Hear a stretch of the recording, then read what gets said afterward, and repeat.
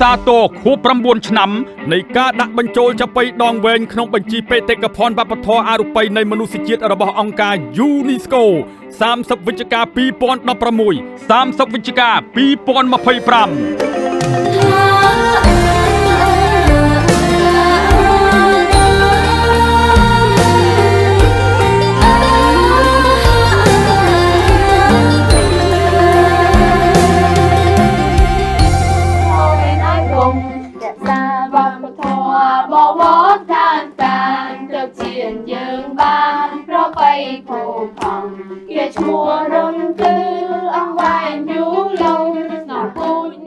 កិច្ចការពារបេតិកភណ្ឌវប្បធម៌ជាភារកិច្ចរបស់កូនខ្មែរគ្រប់រូប